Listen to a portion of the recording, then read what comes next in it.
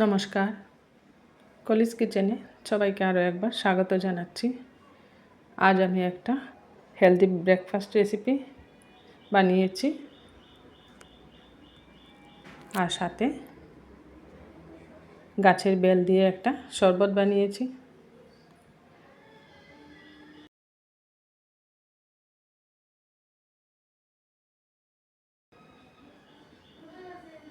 এর জন্য এখানে নিয়ে নিয়েছি কুচিয়ে রাখা শসা, টমেটো, পেঁয়াজ একসাথে কুচিয়ে মিক্সড করে রেখেছি।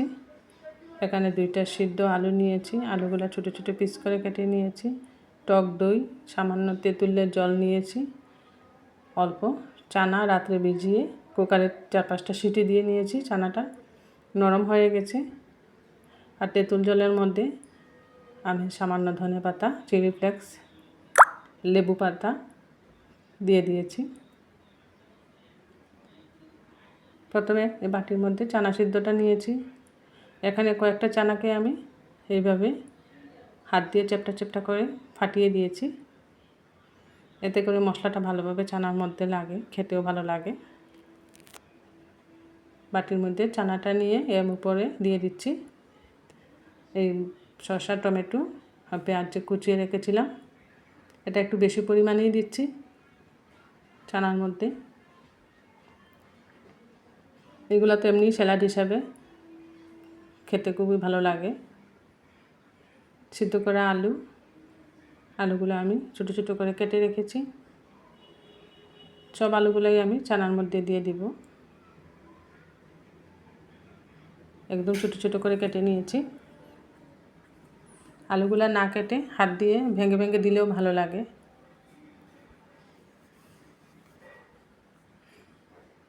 আর এখানে দিচ্ছি বিট লবণ। এই লবণটা দিয়ে এইভাবে চানার চাট বানালে খেতে খুব টেস্ট হয়। যে কোনো চাটে বিট লবণ দিতে হয়। এবার ভালো করে মিক্সড করে নিচ্ছি চানা, আলু সিদ্ধ আর টমেটো, শসা, পেঁয়াজ সবগুলো আমি ভালোভাবে বাটির মধ্যে মিক্সড করে নিচ্ছি। এইভাবেও খাওয়া যায়। আর টেস্টটা একটু বাড়ানোর জন্য আপনারা এর মধ্যে সস দিতে পারেন, আমি দিচ্ছি। এখানে টমেটো সস দিয়ে দিয়েছি, 1 চামচের মতো টমেটো সস দিলাম। সসটা দিয়েও ভালোভাবে মিক্সড করে নিচ্ছি।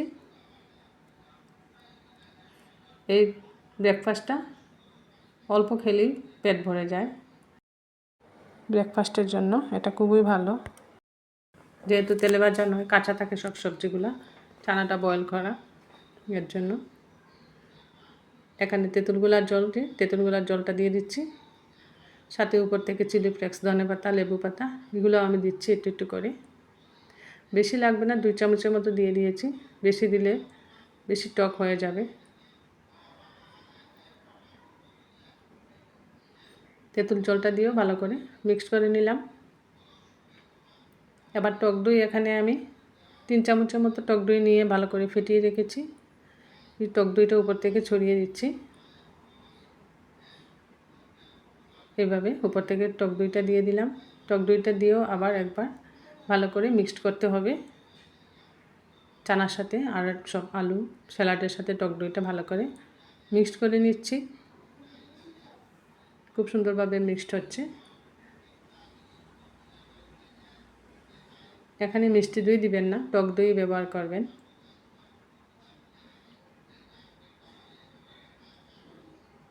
সামান্য চাট মশলা দিয়ে দিলাম। চাট মশলা দিয়েও আর একটু মিক্সড করে নিচ্ছি। এটা খুব সহজ বানানো, সবাই বানাতে পারে। উপর থেকে আরও কিছু শসা, টমেটো, পেঁয়াজ কেটে রাখা দিয়ে দিলাম। এটা একটু বেশি পরিমাণে দিচ্ছি। স্যালাডের সাথে এটা দিলে খুব ভালো লাগে খেতে, আর চাটের মধ্যেও খুব ভালো লাগে। এর জন্য এটা একটু বেশি পরিমাণে দিয়ে দিলাম। এবার একটা সার্ভিং বোলে আমি সার্ভ করে নিচ্ছি।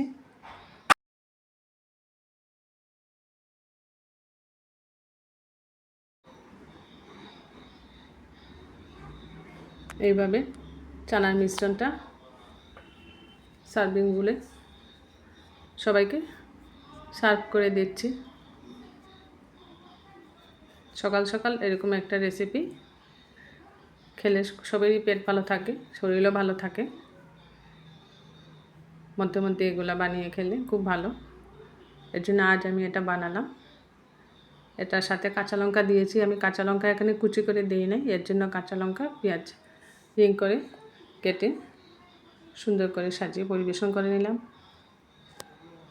আপনারাও এইভাবে আমার এই চানা চাটটা ভালো লাগলে বানিয়ে খাবেন। কমেন্টে অবশ্যই জানাবেন কীরকম লাগলো।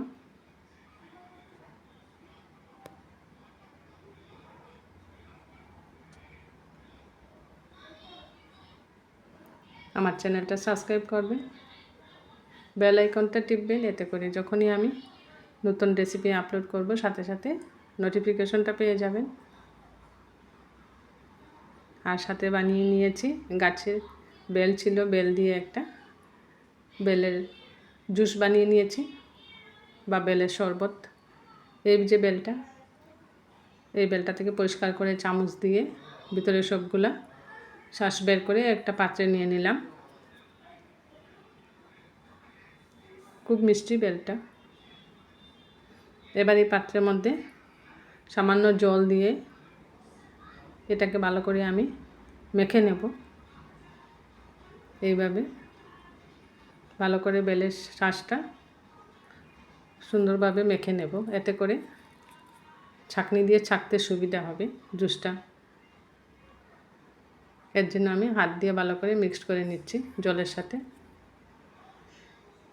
জলের সাথে মিক্সড করলে একটু লিকুইড হবে, এতে হাত দিয়ে চেপে চেপে এগুলো মিক্সড করতেও সুবিধা হয়।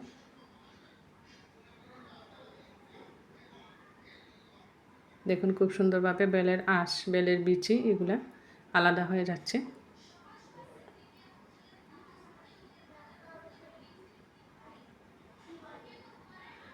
এইভাবে একটু সময় লাগবে বের করতে এটা। এই দেখুন এভাবে চিপে চিপে বেলের বিচি শ্বাসগুলো আমি আলাদা করে নেব। ভালো করে মিশ্রণ হওয়ার পর এভাবে সম্পূর্ণরূপে আঁশ আর বিচিগুলো আলাদা হয়ে যায়।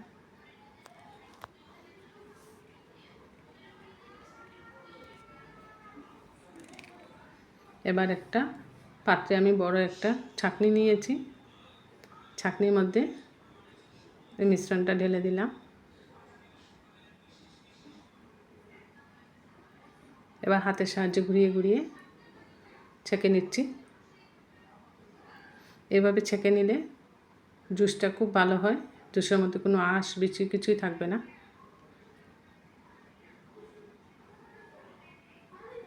দেখুন ছেঁকে নেওয়ার পর কী সুন্দর জুস হয়েছে। বেলের জুস বা বেলের শরবত গরম দিনে খুবই একটা ভালো রেসিপি, বেলের জুস বা বেলের শরবত। দেখুন খুব সুন্দর হয়েছে। এবার এর মধ্যে দিয়ে দিচ্ছি আমি 2 চামচের মতো চিনি। চিনি দিচ্ছি এর জন্য বেলটা মিষ্টি ছিল কিন্তু জল ব্যবহার করেছে সাথে, এর জন্য আর একটু চিনি দিলাম এখানে। আর দিচ্ছি 2 চামচের মতো পাউডার দুধ। পাউডার দুধটা দিলে টেস্টটা একটু বেশি ভালো হয়, এর জন্য পাউডার দুধ বা আপনারা যে কোনো লিকুইড দুধও ব্যবহার করতে পারেন। আমি এখানে পাউডার দুধ ব্যবহার করেছি। পাউডার দুধটা দিলে গুলতে একটু সময় লাগবে। খুব ভালো করে মিশ্রণ করতে হবে পাউডার দুধটা বেলের সাথে।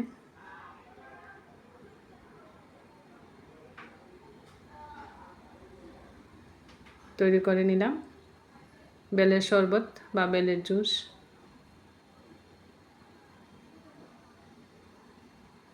বাজারে কেনা জুস থেকে এই জুস খেলে খুবই উপকারী হয়। বাচ্চা থেকে বড় সবাই আপনারা এইভাবে বেলের জুস গরম দিনে বানিয়ে খেতে পারেন বা বেলের শরবত। অতিথি আপ্যায়নও খুব ভালো জিনিস, ঘরে বানিয়ে রাখতে পারেন ফ্রিজে, ঠান্ডা হলে খেতে খুবই ভালো লাগবে। এই বেলের জুস বা বেলের শরবতটা আমি আমার মতো করে বানিয়েছি, আপনাদের ভালো লাগলে বানিয়ে খাবেন। এইভাবে নতুন নতুন রেসিপি নিয়ে আমি আপনাদের সাথে আগামীতে হাজির হচ্ছি। তৈরি করে নিলাম বেলের জুস বা বেলের শরবত। এখানে একটা বেল দিয়ে আমি বেলের জুস বানিয়ে নিয়েছি। 3 গ্লাসের মতো হয়ে গেছে।